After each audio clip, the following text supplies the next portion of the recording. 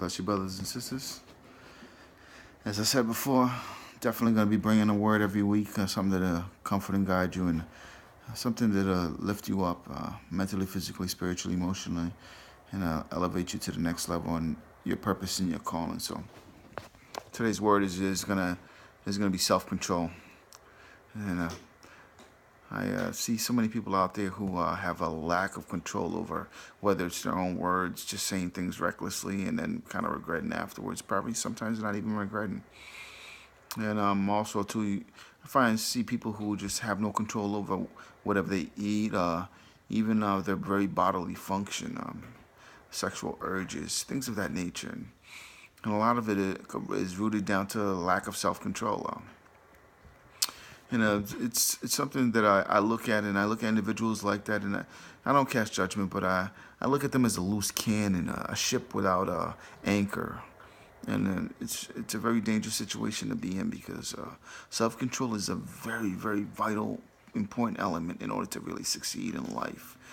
Whether it's you wanted to become a scientist or becoming even an athlete, it requires certain self-control in order to keep yourself from eating and doing things that you're not supposed to in order to elevate yourself to the next level. Same thing with if you wanted to become a scientist or a lawyer or a teacher. It takes many years of college and many years of discipline into that. Even musicians and other people, you have to devote yourself to that craft in order to take yourself to the next level. That means having self-control and denying yourself certain things that are hazardous to taking you to your future, to your purpose, to your dream. And I found that people who lack that self-control, it just becomes a crutch. The very thing that they hunger, they desire, that is stepping in front of their dream and purpose. It'll choke actually that dream and purpose out of you. So, something that we need to exercise and think about. And if you read the good book, you'll see that it's one of the fruit of the Spirit. So, but it's one of the ones that's really not looked at. A lot of people like to look at love, joy, peace, and things of that nature. But when it comes to self-control, people don't really focus on it because it's not something that's really talked about.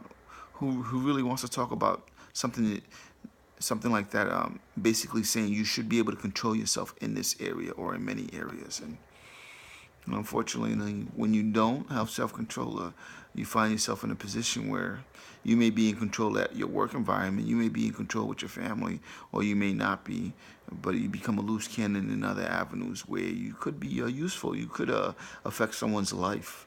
And if you can't show self-control, then it's showing others that it's fine to be that way. And a couple of things that I've learned about self-control besides what I've mentioned to you. A couple of things that I've learned is that it creates boundaries. Self-control helps you to understand what's good and what's not, and it helps others to know too as well. And so when you create boundaries, you set yourself apart. Another thing that it does is it sets standards. People see that and they ask, what is he doing different that I'm not doing? Or what is she doing different that I'm not doing? And so you set kind of standards, and others look and they say, how can I really be successful as an athlete like this person here? And then they understand that it's not only discipline, it's the cousin of discipline. As discipline is where you put yourself in a position to be able to do certain things and consistently do them without stopping. And so self-control is the ability to stop yourself from doing certain things so that you could better yourself. A couple of different things that I learned also too about self-control is the power within yourself to say no. And that power comes from something greater than you. You have to have faith in something that's beyond you, because it's a simple fact is this is your very nature and your very strength can get you so far, but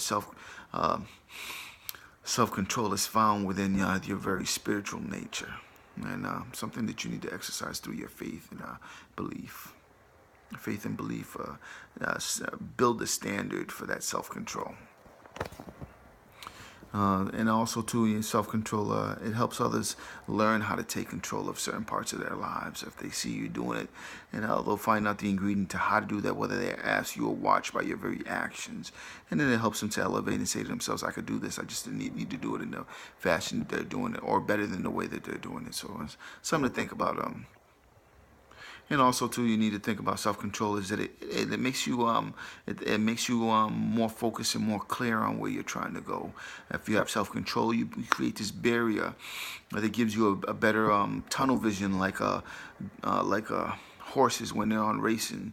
When they're races, they put these things around in the corner of their eyes so that they could be focused on the race and not on the horses that are coming next to them. It gives them more of a focal point of where they're trying to go and how to get there. And self-control does that. So I suggest that you exercise that in your life, and don't be afraid to step out. And if you can, ask somebody. I guarantee you that if you exercise this in your life, you definitely will be blessed, and you will prevent yourself from many pit holes that have hindered and killed the very dream and vision and purpose out of many, and that have tried to succeed in life.